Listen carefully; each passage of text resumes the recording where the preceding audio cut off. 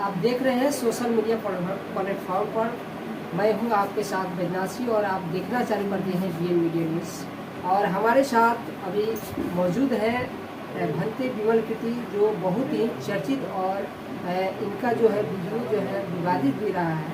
और इनसे आज हम बात करेंगे, जो है दुर्भाग्य से बात करेंगे रक्षाबंधन त्यौहार पर। रक्षाबंधन भंते जी, आपसे स्वागत है हमारे सबसे पहले चैनल। बहुत बहुत धन्यवाद मीडिया जी, आपको दर्शक देखने वाले जितने हैं और आपको भी मैं शुभकामनाएं जी। आपसे मेरा ये सवाल है कि आज जो है आने वाले जो है रक्षाबंधन का त्यौहार है। ये रक्षाबंधन जो है हिंदू का महान पर्वों में है। बहन भाई का जो है पवित्र ये त्यौहार है। इसे किस नज़रिए से आप देखते हैं? देखिए, जो हिंदू का त्यौहार है वो अपना हिंदू भाई समझ है। हम बहुत भिक्षु हैं, हम बुद्धिस्ट हैं और हम किसी रिलीजन को नहीं मानते हैं। एक ही रिलीजन मेरा है, वो मानव धर्म है। और तथागत बुद्ध का जो धर्म है, धर्म का मतलब धारण करने का, जीवन जीने की शैली, हम लोग अच्छे विचारों को जो धारण करता है, जो रास्ते को चलता है, वो तथागत बुद्ध का धर्म है। जो आपने जो राखी के बात बोला है, उसमें बुद्ध धर्म में एक आया है रक्षा सूतम बंधन। रखा सूतम बंधन, रखा मतलब वो रखने वाला, अपना कर उसको संग्रहित करने वाला। सूतम मतलब सूत यानी सूत। सूत को हिंदी में अनुवाद करेंगे होता है सूत्र। सूत्र को इंग्लिश में ट्रांसलेट करते हैं तो होता है फॉर्मूला। यानी फॉर्मूला यानी रास्ता यानी मार्ग। तथागत बुद्ध ने जो वर्षावास में आषाढ़ पूर्णिमा से लेकर अश्विन पूर्णिमा, जो सावन पूर्णिमा बीच में आता है, तो उसमें भिक्षु लोग विद्या अध्ययन करते हैं, धर्म का ज्ञान लेते हैं, यानी शुद्ध तैयार करते हैं, रिसर्च करते हैं। और जो वर्षावास में ज्ञान अर्जन करते हैं, जो मार्ग सीखते हैं, वो लोगों को सिखाने का काम करते हैं, उसको बोलते हैं रखा, यानी रखना, अपनाना। और सूतंग मतलब सूत्र होता है, फार्मूला होता है बंधन, यानी उस फार्मूले में बंध जाना, यानी उसी राहों को अपना लेना। हमको सत्य मार्ग मिल जाएगा, हम इसी रास्ते पर चलेंगे। जिस तरह कि आप माइक है, मोबाइल है, किस तरह को सूत्र मिल गया, अब इसी के माध्यम से चलेगा तो सोशल मीडिया पकड़ सकते हैं। सूत्र मतलब रास्ता, ये रास्ता के माध्यम से देखिए, आप हमसे यहाँ ले रहे हैं, तार लगा है, ब्लूटूथ है और आपके मोबाइल में रिकॉर्ड हो रहा है। ये सूत्र के आधार पर नहीं चलेंगे तो आपके मोबाइल में रिकॉर्डिंग बंदे जी का नहीं जाता। वो रास्ता अपनाना चाहिए, जीवन जीने की पद्धति है। इसीलिए जो आपने राखी के बात बोलता है, तो राखी ये धागा से नहीं होता है भाई बहन का प्यार, सील और दिल। जहाँ सील नहीं वहाँ दिल नहीं, वहाँ धागे कोई महत्व नहीं है। अब मान लो एक बहन हाथ में राखी धागा बांधती है, उसमें कोई मोटरसाइकिल के चाका है तो क्या हाथ होगा तो नहीं होगा।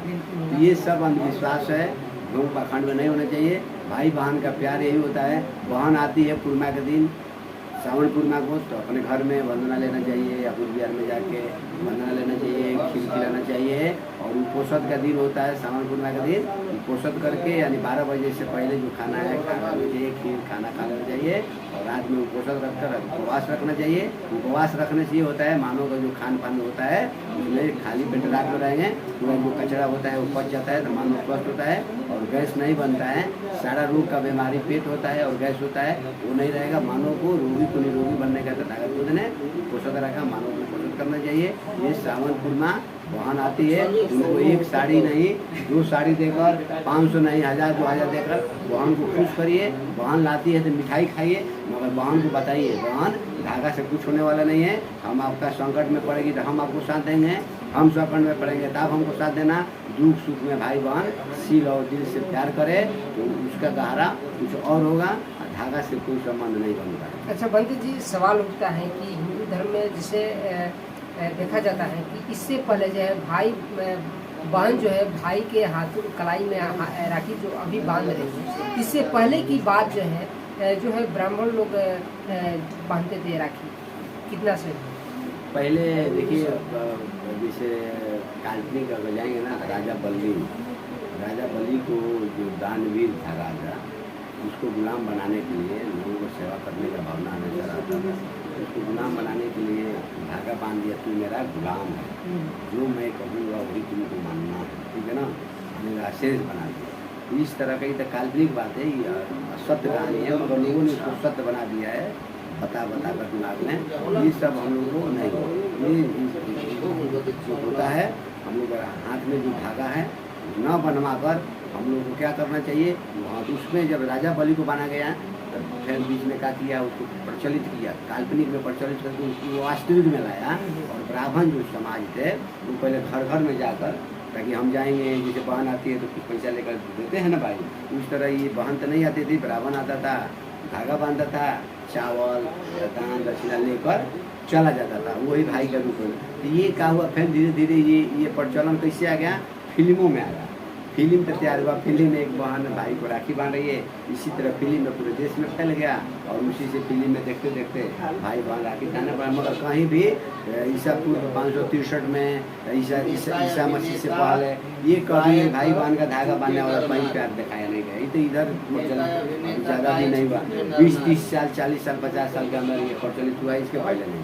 अच्छा भद्र जी, आपसे ये सवाल है कि जिस तरह से अभी चल रहा है रक्षाबंधन का भी त्यौहार जो है अभी आने वाला है, बहुत जल्द ही आने वाला है, हम चाहेंगे कि जो हमारे बहुजन समाज के लोग हैं उनको आप क्या संदेश दे रहे हैं। बहुत सारे बहुजन जो है समझ नहीं पा रहे हैं, और जो बहन है वो उनके हाथों पर कढ़ाई जो है बांधती है, और जो है लोग जो है मजबूर है बांधने, नहीं चाहकर भी बनवा लेते हैं, क्या कहेंगे। देखिए नहीं, जब बहन देखिए अज्ञानता में है, भाई भी अज्ञानता में है, तो उसके लिए हमारे जैसे जितने अपने को बौद्ध करने वाले उपासक उपासिकाएँ हैं, उनको जाके घर घर में प्रचार प्रसार करके गाइडेंस देना चाहिए। जब तक प्रचार प्रसार नहीं होगा, जब तक किसी को पढ़ाएंगे लिखाएंगे नहीं, तो अज्ञानता की तरफ जाएगा ना।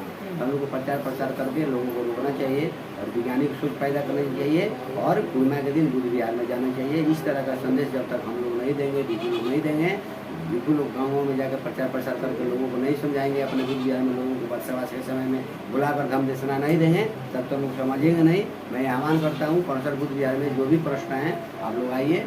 जितने साहबा जिला के रेंज में है, हम यहाँ ट्रेनिंग सेंटर भी कौनसर बुद्ध विहार बनाने जा रहे हैं।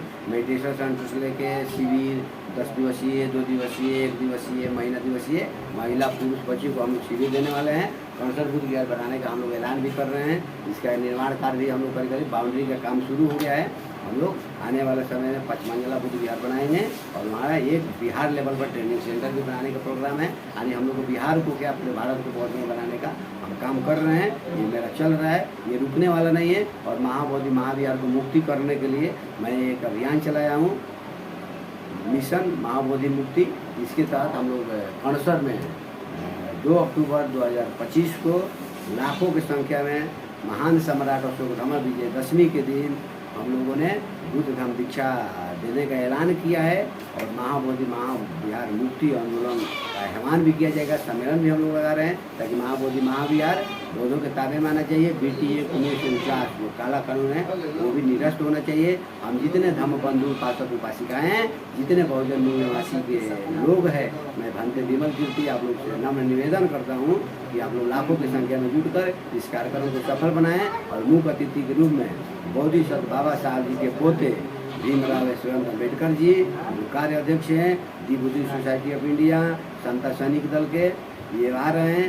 लक्ष्मण यादव भी बोले आने के लिए, वो भी आएंगे। अभी क्लियर हो जाएगा 10-15 दिन में सब लोग कौन कौन आ रहे हैं आप लोग को बताएंगे। मगर लाखों की संख्या में बड़े पैमाने पे गैर राजनीतिक संगठन वाले हों या बहुजन समाज के जो राजनीतिक संगठन वाले, सभी राजनीतिक संगठन गैर राजनीतिक संगठन से बनते ये आह्वान करते हैं। जितने उनके पदाधिकारी का रहे, जितने लोग सक्रिय सदस्य का रहे, सब लोग को मैं आह्वान करता हूँ लाखों की संख्या में आकर तन मन धन देकर महान सम्राट अशोक धर्म विजयदशमी महोत्सव, सब बौद्ध धर्म दीक्षा समारोह और महाविहार मुक्ति आंदोलन सम्मेलन को सफल बनाने के लिए आप लोग तन मन धन देकर इस कार्यक्रम को सफल बनाएं। लाखों की संख्या में जरूर आए।